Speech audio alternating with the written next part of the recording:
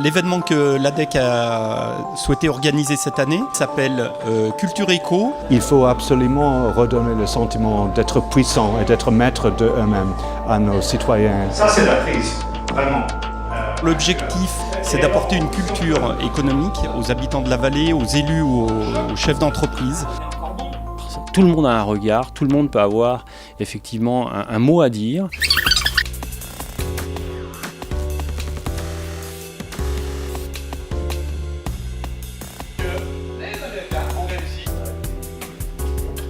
En tant que citoyen, on est des très bons consommateurs. On est toujours utilisé sur le consommateur ou la ménagère de plus de 50 ans. Donc on peut être aussi peut-être reconnu dans notre fonction à la fois d'épargnant ou moyen démocratique justement d'influencer les décisions politiques. C'est une voie comme une autre faire de la veille à la fois technologique, mais cette fois-ci c'est plus que technologique, c'est socio-économique. Parce que c'est sur le socio-économique qu'on est en panne sèche. L'idée était de parler d'une économie d'une manière générale et pas du tout avec un œil de militant, d'avoir ensuite des intervenants qui puissent venir décliner cette économie sur un plan local ou régional avec des modèles qui seraient souhaitables de mettre en place. Et puis enfin, parler d'avenir et à partir des études qui ont été réalisées nationalement, comprendre ce qui peut être mis en termes de politique mise en place sur les territoires ruraux.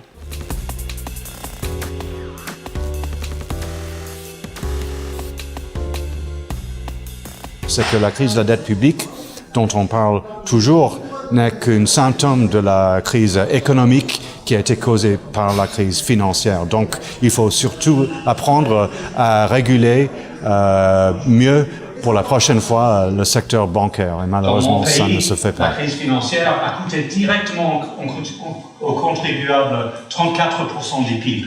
On a mis directement 34% du PIB dans les banques pour les recapitaliser, pour rembourser tous les créanciers des banques. Et puis ensuite, il y a le chômage, il y a des chutes de revenus, donc il faut dépenser plus pour les allocations sociales.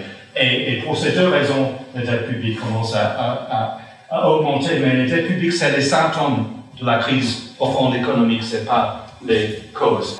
C'est très bien de se soucier de la dette publique en général, mais dans une crise profonde comme celle-ci, ce serait peut-être plus prudent de dire là notre seul but sera de réduire le chômage qui est quand même de plus de 25% dans plusieurs pays membres de l'Union et de tout le chômage des jeunes qui sont à plus de 60% dans l'Espagne et dans la Grèce. C'est quand même ça la grosse crise qu'il faut confronter. Et il faut comprendre que si on laisse les taux de chômage de jeunes rester à ces niveaux extrêmement élevés, ça va avoir des effets permanents. Les ménages ne peuvent pas consommer comme avant, donc les entreprises ne consomment pas, n'achètent pas, les ménages ne consomment pas. Alors c'est qui va acheter tout ce que produisent les entreprises? Il n'y a que deux possibilités. Il y a le gouvernement ou il y a les étrangers.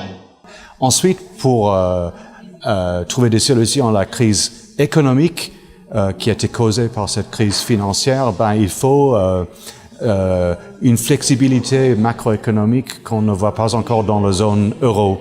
Il y a des ménages, des entreprises, des banques qui sont surendettés.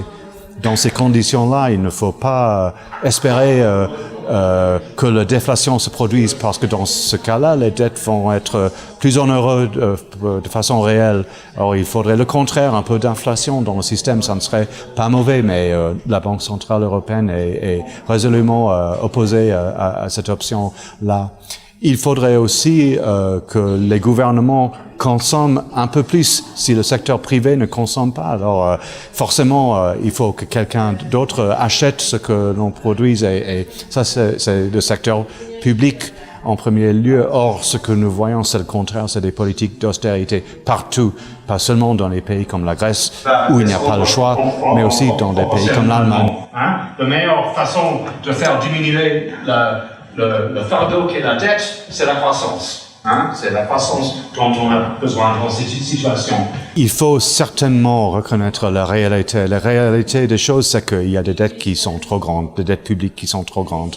Par exemple, en Grèce, tout le monde est d'accord qu'il faut annuler une portion de leurs dettes, mais les politiques n'osent pas le dire encore. il faudra peut-être aussi annuler certaines dettes privées. Par exemple, il y a des pays, l'Espagne ou l'Irlande, où des jeunes qui ont acheté au pic de la bulle immobilière vont devenir quasiment des esclaves de leurs dettes pour le reste de leur vie. Ce n'est pas normal. Il faut leur laisser rendre les clés de leur maison et continuer leur vie. Mais bien sûr, si eux, ils peuvent faire cela, alors ça créera des trous sur les bilans des banques. Et donc, il faudra aussi reconnaître que les banques ne rembourseront pas forcément tous leurs créanciers. Ça vous dira, ça c'est la Grèce, 160%. Tout le monde est en train de faire semblant qu'ils pourront rembourser tout ça. C'est impossible, tout le monde le sait. Donc tout le monde ment parce qu'on ne veut pas effrayer l'électeur allemand. C'est en grosso modo ça. Hein? Parce que jusque-là, l'électeur allemand n'a rien donné à qui que ce soit. L'électeur allemand a prêté de l'argent à des taux d'intérêt du marché. Donc jusque-là, ils n'ont rien perdu. Mais ce qui va se produire maintenant, c'est que si la Grèce fait défaut, la dernière fois, c'était des défauts envers les banques. C'était des banques qui ont perdu de l'argent. La prochaine fois, ce ne sera plus les banques, ce sera les contribuables. Et ça va être très délicat politiquement. Alors, il y a un parallèle avec les années 30. À cette époque, c'était l'étalon d'or qui était la source de toutes les contraintes macroéconomiques de l'époque. Tant que les pays étaient liés à l'or, dans cette manière, ils étaient impuissants face à la dépression. C'est seulement en 1936, après 7 années de dépression, que la France a commencé à sortir de la crise, et c'est parce que c'est en 1936 qu'elle a rompu avec l'étalon d'or. Entre-temps, dans d'autres pays, par exemple l'Allemagne, les gens ont fini par dire on n'en peut plus, on va voter pour quelqu'un qui va rompre avec les contraintes, mais malheureusement ce n'est pas seulement les contraintes macroéconomiques, mais toutes les contraintes morales qui nous font civiliser que M. Hitler a rompu avec.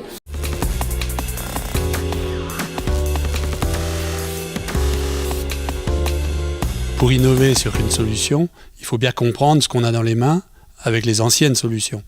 Parce qu'on ne peut pas inventer quelque chose qui tombe du ciel. Donc la première partie de la conférence, c'est ce que j'appelle la crise, la conférence rouge, celle qui fait mal à tout le monde, qui fait mal quand on analyse les ressorts de cette crise. Et ils attaquent.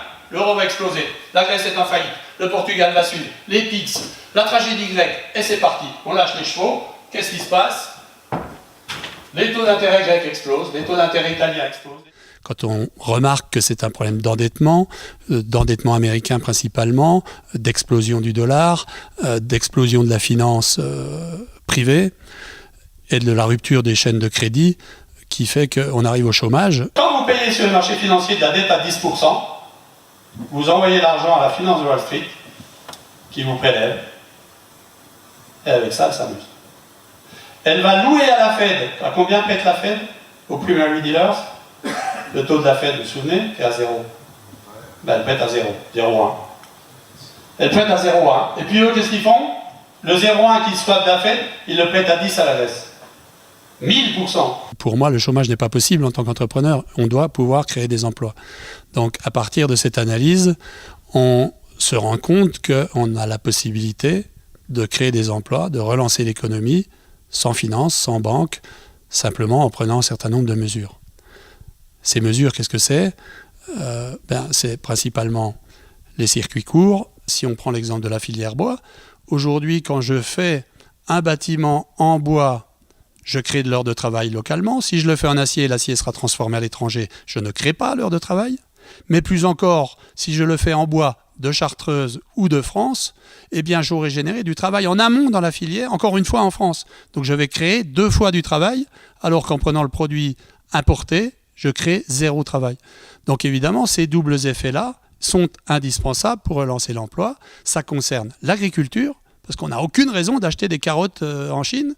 Ça concerne la construction, principalement, et ça concerne une bonne partie de l'industrie, où on peut très bien fabriquer des voitures en France, on peut fabriquer les moteurs en France, on peut fabriquer les skis en France, on peut fabriquer le téléphone portable en France. Pourquoi ne pourrait-on le faire qu'en Chine? Pour qu'il soit moins cher. La machine à laver à 30 €. C'est une immense connerie, ça ne sert à rien. Elle va marcher 6 mois, on la fout à la poubelle. Vaut mieux qu'elle fasse 800 €, qu'elle soit réparable, je vais la réparer localement et je vais créer du travail local pour la maintenir. Donc, avec des objets de valeur supérieure, je recrée du travail par l'entretien et la maintenance. Le produit va être plus cher, donc il sera moins accessible, mais je peux stimuler l'acquisition par le prêt ou par la défiscalisation. Et une fois que j'aurai relancé la machine, je vais recréer l'emploi et je vais me tarir de ce besoin de consommation gadget qui sert strictement à rien et que 3 mois après, il faut remplacer. Donc je vais gagner en pouvoir d'achat à partir de la 2e et de la 3e année. J'ai juste la première année à souffrir parce que ça coûtera plus cher. Donc il faut imposer des normes de durabilité des objets. Et pour être compétitif, c'est d'aller sur le terrain de la fiscalité. Il faut garder justement une forte pondération de l'État dans notre vie quotidienne, notamment dans les secteurs de l'éducation et de la santé. Et donc, il ne s'agit pas de décharger la fiscalité du travail pour couper les bénéficiaires sociaux, mais bien au contraire, de garder les bénéficiaires sociaux, mais d'aller chercher la source de financement à l'étranger et pas seulement sur le travail français. Et ma devise, c'est de dire que si je prélève le travail français, alors, quand je distribue cet argent, il ne doit servir qu'à acheter des produits avec du travail français. On ne peut pas taxer la française avec les heures de travail et laisser les autres rentrer sans taxe gratuitement. Je fiscalise le travail qui est ici sur le produit qui est ici. Et celui qui rentre, tapis rouge, pas de fiscalité. OMC. OMC, il n'y a plus de droit de douane. Donc on doit rééquilibrer ces grandes masses fiscales et budgétaires en se protégeant.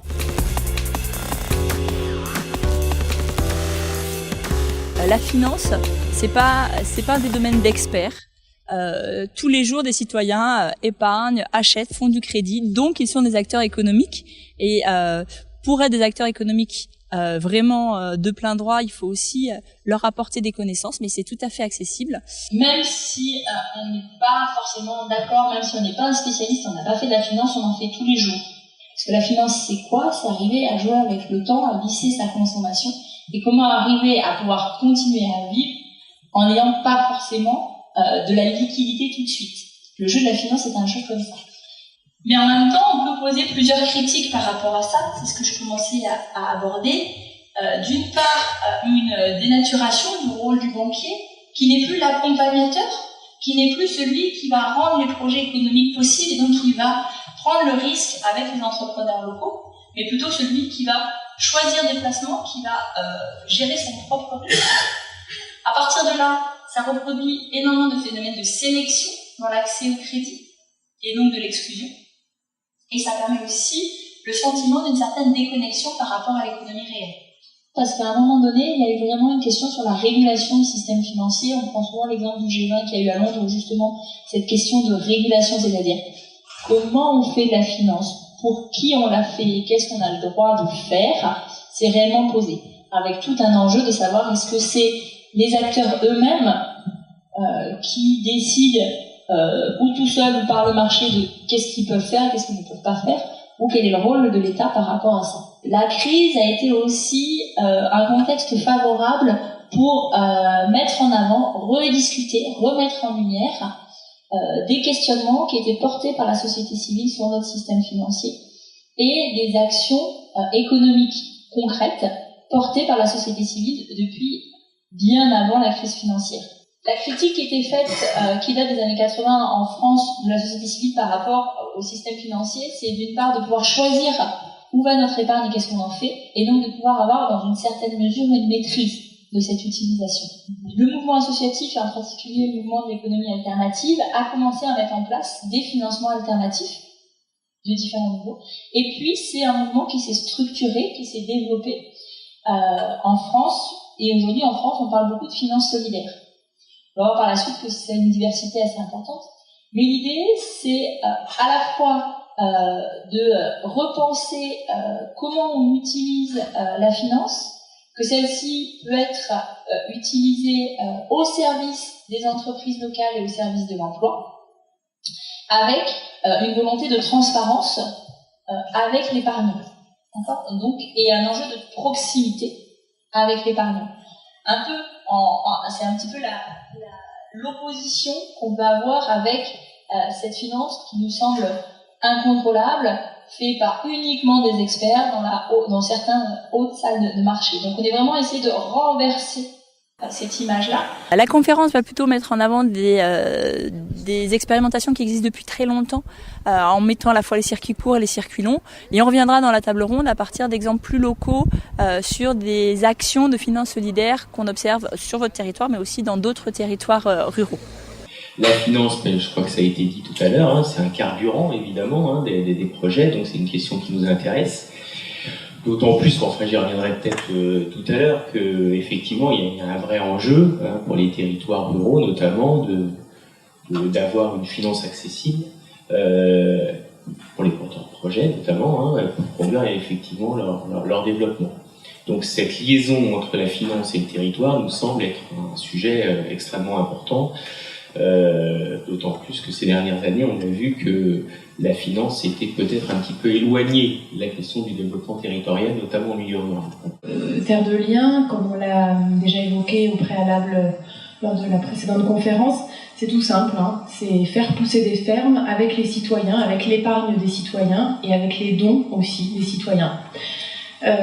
Pourquoi Terre de Liens s'est mis en place? Donc c'était il y a à peu près une quinzaine d'années, les premières émergences de groupes de réflexion autour de la difficulté de transmettre des exploitations agricoles qui étaient donc des agriculteurs, des paysans qui étaient en fin de carrière et qui se posaient la question de comment transmettre ce patrimoine à l'issue de leur carrière. Et c'est très difficile parce que le coût du foncier a explosé et du coup rend difficile pour d'éventuels porteurs de projets, d'éventuels futurs fermiers, la possibilité d'investir dans ce foncier agricole. Donc effectivement, à Disactive, on fait partie du réseau France Active, qui est un réseau de financement solidaire pour l'emploi. Donc notre objectif, c'est d'aider alors il y a deux types de publics, c'est des demandeurs d'emploi qui ont des projets de création de petites entreprises, et c'est des entreprises solidaires qui ont des besoins pour se créer, pour se développer, pour se consolider. Donc on entend par entreprises solidaires les associations employeurs, les sociétés coopératives, les structures d'insertion par l'activité économique, tout ce que peut revêtir le champ associatif et puis le champ coopératif. Donc en Savoie, on finance 80 créations ou reprises de petites entreprises. Les collectivités locales ont passé une période très très difficile où on n'avais plus accès au crédit. Durant cette période, j'ai personnellement constaté, puisque dans les territoires ruraux, je vais les citer, le Crédit Agricole est malgré tout très présent, collecte une grande partie de l'épargne sur un territoire comme les Outre-Romont, c'est plus de 80% de l'épargne qui est collectée par le Crédit Agricole.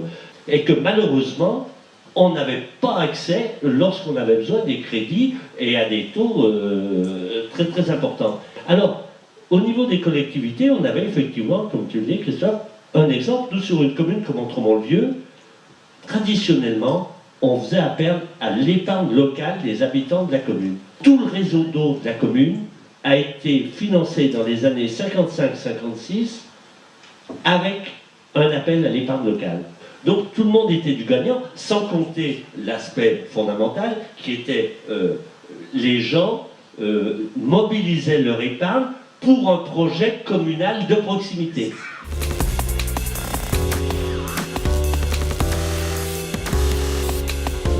Il est vrai que la question de la prospective se pose de plus en plus au niveau de tous les territoires, et notamment des territoires ruraux, parce que la prospective, c'est une façon de regarder le futur ensemble, d'imaginer des possibles et de définir un avenir souhaitable ensemble. Donc c'est un exercice tout à fait collectif qui démarre d'une certaine manière par, on va dire, une phase d'un peu de diagnostic, d'exploration du territoire, dans la manière dont il est construit et dont il est animé, dont il fonctionne. Alors à la suite de quoi, nous examinons également collectivement les tendances que l'on peut constater sur le territoire. Alors les tendances, elles sont soit le fait d'événements ou d'acteurs liés au territoire, soit liés à des tendances extérieures au territoire. Il faut pouvoir les déceler parce qu'elles ont un impact sur le territoire. C'est-à-dire quand on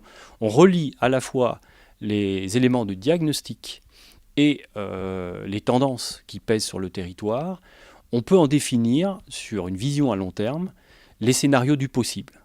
Mais les scénarios du possible ne sont valables qu'à partir du moment où on introduit aussi la question du souhaitable. C'est-à-dire qu'il faut aussi que collectivement, on se définisse le projet vers lequel on veut aboutir. Et donc, c'est le scénario du souhaitable qu'il va falloir définir ensemble. La question de la production de la richesse doit toujours rester au cœur de nos préoccupations. Mais il est vrai que ce que l'on constate d'une façon générale, c'est une concentration de la richesse économique sur les grands pôles urbains et sur les axes de communication, et que le développement des zones rurales se fait beaucoup plus sur la question de l'économie qu'on appelle résidentielle ou présentielle. Donc la question du tourisme rentre là-dedans, mais aussi la question de la consommation des populations locales.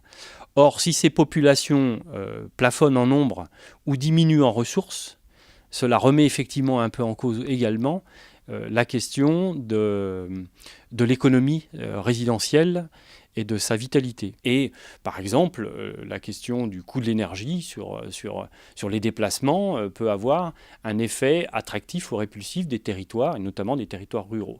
Les ressources des collectivités sont probablement amenées à se réduire. Du coup, comment les communes rurales, même si elles sont groupées, pourront bénéficier d'un minimum de moyens pour organiser leur aménagement et leur futur. Moi, je pense que, évidemment, ça passe par le développement d'alliances avec la zone urbaine. L'avenir du rural passera dans la capacité de développer des solidarités et une reconnaissance mutuelle entre l'urbain et le rural. C'est toute une réflexion qu'il faut engager dès maintenant pour créer les conditions favorables à terme d'une certaine diversité de la population et notamment l'accueil des personnes âgées, le maintien des personnes âgées dans les territoires ruraux. Il en est de même d'ailleurs pour les populations jeunes, c'est-à-dire que les territoires ruraux, celles qui sont situées dans les proximités des grandes agglomérations et des axes de communication, attirent beaucoup les jeunes familles avec de jeunes enfants. Là aussi, les collectivités doivent se poser la question sur les moyens à mettre en œuvre à long terme pour maintenir et continuer à fixer ces populations jeunes qui sont nécessaires parce qu'elles apportent du dynamisme au territoire, de l'initiative. Mais pour cela, il faut aussi créer les services qui vont autour. Quand on voit aussi le développement, on va dire, de la culture urbaine, y compris dans les zones rurales, notamment du public jeune, évidemment, il faut qu'on puisse mettre à leur disposition toutes les ressources via les technologies de l'information et de la communication. Donc les territoires ruraux doivent évidemment s'emparer de cela et effectivement ça peut être un moyen, un support au développement économique, notamment des activités intellectuelles dans ces territoires-là. Concrètement, ce festival, c'est effectivement donc des conférences, 4 conférences le vendredi soir, 2 le samedi et la dernière le dimanche, des ateliers pour les enfants. C'est vrai que l'économie peut se comprendre, y compris dès le plus jeune âge. Et puis également des documentaires et surtout des forums de discussion. En tant qu'universitaire, c'est tout à fait pertinent de partager le savoir. Et ce savoir, on l'a aussi à l'école, mais aussi dans ce genre de rencontres où on est là pour partager les connaissances et apprendre ensemble. On retire toujours quelque chose, il y a toujours une partie d'échange, il y a toujours des questions qui contribuent à ouvrir encore des portes et des voies.